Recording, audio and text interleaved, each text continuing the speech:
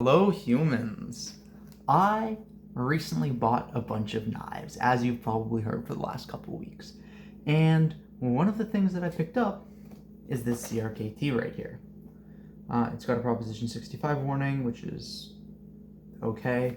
It says recyclable right on the box, which I do actually really like. It's got this nice little cardboard box, fairly thick cardstock if you burn or whatever like that. Comes with a couple different clip options. I like this box. I've said it a million times, but this is very easy to burn, recycle, whatever you do with your cardboard. Minimal waste is great. Everything is full of dog poo bags. Okay, let's get into it. We're gonna save this for last, actually.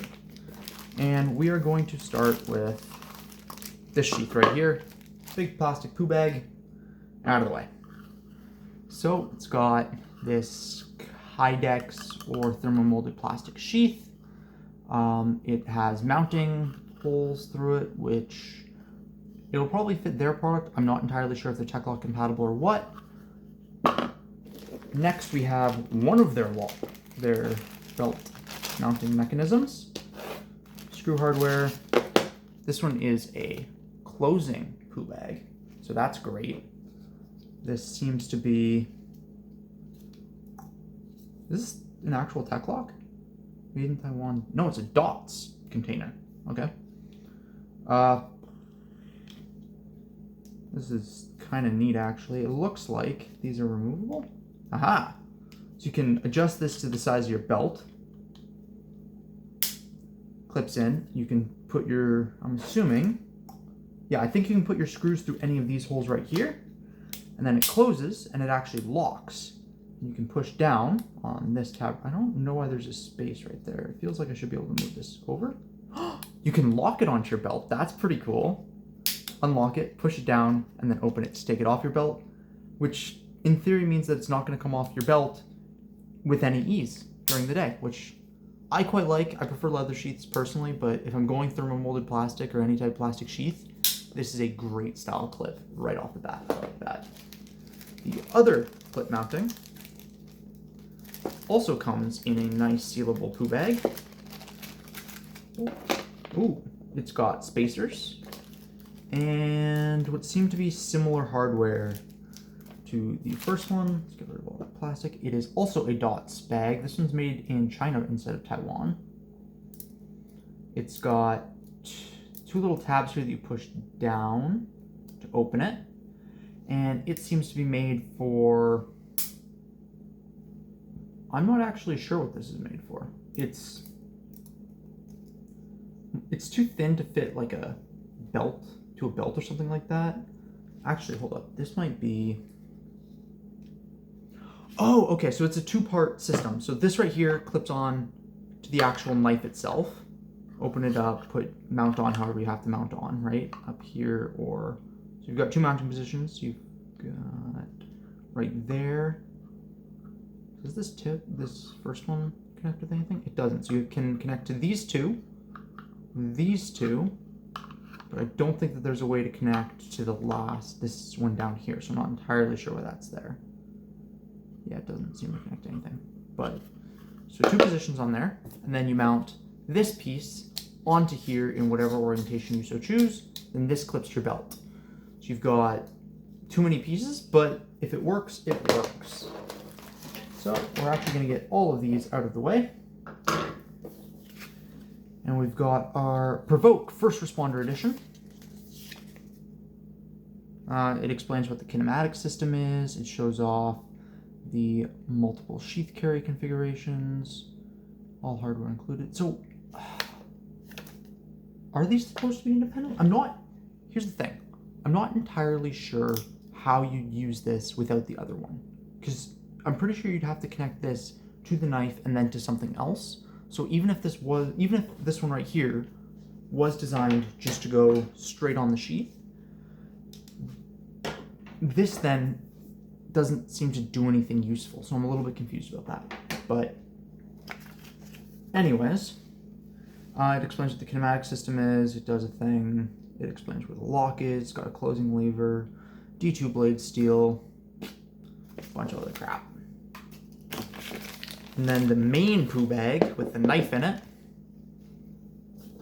Oh, wait, hold up. We've got this other CRKT thing. How to avoid being asked to work the weekend by your boss. All right, so number 1, you tell your boss you have a family emergency. Number 2, you can fake an illness. Number 3, you cut a hole in the ceiling with the KISS knife and climb out. You see, the problem with doing the third one is that in order to pay for the damages, your boss is going to make you work the weekend anyways. So I think you're better off jumping out the window, personally. Personal take. It gives you your how to care for a knife, what your lifetime warranty is, that whole shebang. I like these little comics. I think they're pretty funny. I tend to keep them whenever I buy a CRKT knife, but that's going to be an each their own thing, and they're not a very big deal if you're not a fan of them. Now onto the knife itself. So it's a karambit styled. It's got this hawkbill blade and a karambit style body that flicks out using what is called a kinematic action. So it's got the locking bar back here, close it. In order to deploy the blade, you use your thumb and you push up against this bar right here and it flicks out. If you watch Combat Robotics, old school 4-bar locking mechanisms use the same thing. Biohazard and more recently Lucky use the same system where they get underneath something and then throw it up in the air. Oh, it's a little bit hard to do like that. Throw it up in the air like that and things go flying. You might have also seen it on a whole bunch of those little razor blades that come in this similar design, or CRKT's Provoke or Provoke EDC, which would be the more famous versions of this. It is karambit style blade with this nice big ring up top for your lead finger. The locking mechanism is, I don't really know how to describe this. It's similar to like a frame lock or something like that in terms of you've got a piece of the body, or in this case it'd be more similar to a liner lock because you've got a piece which is held in by this little retention ring that moves in front of the arm in order to prevent it from closing. I don't know how strong it is. I don't know if anybody's tested the strength, not that I've seen personally. It's a very, very interesting system. My big downside to this is you can move it with like that finger. I don't know if you can close, I don't think you can close this knife with one hand is what I'm getting at. Like you can operate it with your middle finger, but then you've got no way of closing the blade unless you've got like a hard surface you can push up against to close it. Not the end of the world. It has a chisel ground blade, which is not my personal favorite, to be honest, but in order to facilitate the design, it kind of has to. Hawkbill, you can get around if you're into that whole tactical knife fighting thing, and you've trained with karambits. Tactical knives do not work unless you are trained to use them. If you are more comfortable training with something that you hold in a more traditional stance, don't try and use a karambit as a self-defense knife. It is a stupid choice. Clear? Good. Anyways, if you're trained with a karambit, I imagine it probably makes a pretty nice one. You've got a good grip in your hand. Your finger can go around the ring. Probably a dumb thing to do for the first time on camera with the blade out, but you can flick it around a little bit. More traditionally, karambits were actually agricultural tools, the idea being that you slip your finger through the ring, you can gather material with your hand and then cut it. If you're gathering like wheat or something like that, you can grab a bundle of wheat and then twist your wrist and cut the stems of the wheat down. Pretty nice and useful. It's got a extraordinary, like this is, you can flick it out with your thumb upwards like that if you're gonna hold it in a more normal style, I guess, which works pretty well. It's got the point, if you're holding it in forward orientation, it's got the point right there. It's got this very, very deep hook to it, which is nice if you're doing like any type of task that requires it to be gathered into the blade. If you're cutting through cardboard, anything along those lines, it is a little bit thick and a little bit of an aggressive stock in order to do that, but I do imagine it would work. The other interesting and unique thing about this knife is it does have a pocket clip. It is not entirely reliant on the sheath, but it's got a weird pocket clip. So it's a flat, like it is a flat pocket clip. You push down on this textured section up here, and then you slide this over the hem of your pants. So if you were to say, I don't know, that this cardboard box was your pants, you'd slide it over like that. Definitely interesting. Flicks out pretty nicely. I'm not a very tactical person, and the HEMA training and stuff like that I have done has been more using forward-facing knives.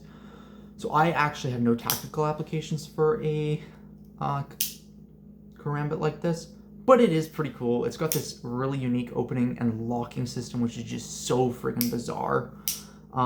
It's a little annoying that you can't really operate it with one hand, but not necessarily the end of the world. It really is. You gotta push it out of the way with this finger, and then push it up against a hard surface of some type to start getting it closed. So it's very, very unfriendly if you're trying to manipulate it with one hand. Now let's start playing with the sheath. So the sheath is very, very much a one-directional sheath, not that abnormal. Going like this. I think it goes in like this, maybe? It'd be nice if they like showed how it was supposed to go in. I'm pretty sure it goes in like this. And then it's supposed to click, maybe? Okay, it goes in quite a bit more than I thought it would. Goes in like that. It has no drain hole, which I do find a little bit annoying if you get moisture in there, especially with D2 blade steel, which will rust or patina or whatever you want to call it. Retention's good. There's no good spot to push off of once it's in hand. Like, you basically have to have this really tightly clamped to your belt or something. Whoa. Okay, retention's maybe a little bit too good. Oh, there we go. Just about knocked my tee off. Doesn't fit in, like, it's tight in there. I'm not gonna lie. That's actually pretty, I'm sure it might loosen up a little bit with time, but if you're, like, just trying to pull it out in this Uber Tactical, it does take a little bit. You gotta be wearing a nice tight belt in order to get that to work. Flicks nicely. Not uncomfortable in use. Let's see what the edge comes like. Bum, bum, bum. Do we have a piece of paper? We do have a piece of paper. All right. Nothing important? Good. Yeah. This test means nothing. I'm literally just cutting paper. It is a little bit thick. As you can see, it's tearing up the sides of the paper, but it does cut into it pretty well. Now, because it is the First Responders edition, which comes with the sheath and the doodads and stuff like that, and the upgraded blade steel, I think the standard is in 8CR or 9CR steel, this is a fairly expensive knife. I'm not going to sugarcoat it, 250 Canadian dollars. Yeah. So, oh yeah, I forgot to say the other thing that makes it rescue. It's got a glass breaker in the tip. But for 250 Canadian dollars, you have to really want this thing. But I do think it serves a purpose in the knife world, even at that price point. Because I think that this starts to introduce people who are somewhat interested in the knife world, people who are currently in that like gas station knife phase, and starts bringing them into nicer knives. crkt has some really nice knives in its lineup. One of my personal favorites is the M16. I wear it to work quite a bit. It's a nice knife. And stuff like this, which is just weird and wonderful and showy and ooh-rah-rah, so tactical, Malt Ninja, means that people who are into that aspect of the knife world, who are just starting to get into nicer knives, caring about edge retention, stuff like that, this is going to start to appeal to them, right? And it's got a pretty fun action to use. It'll click in really nice as soon as you close your hand on it, but it does rock it out pretty happily. You know, it's pretty comfortable. It's not an uncomfortable object. It's fun. And there's nothing wrong with that, right? I feel like disassembling this to clean it or anything like that would just be a pain in terms of the amount of parts you've got, but it wouldn't be too difficult. Check your local laws if you do decide you want this. It is a karambit, and I don't know if there's anywhere that specifically bans karambits, but given some of the other things that they've banned, which are quite frankly ridiculous in my opinion, I can see them being banned in a few places, so just watch out for that. Overall, I don't, especially for this First Responders edition, I'm not really going to give a recommendation for this. I do think that it is a nice knife, and I do think that it does what it means to do very, very well. But I personally don't see much of a value in it for an everyday knife person. Now, before I sign off, let's just do some quick size comparisons. Wee Banter. So, you know, longer than the Wee Banter overall, but it has a shorter blade. A little more obvious from this side here where the blade actually starts. It's not super, super much shorter, but it is a shorter blade. I don't know which side. I think that's probably the show side. But it does definitely have a shorter blade. Civivi Chevalier, it is shorter overall than the Civivi Chevalier. It's kind of right between these two, which is a fairly reasonable size to be at. Like, significantly less blade than the Civivi Chevalier.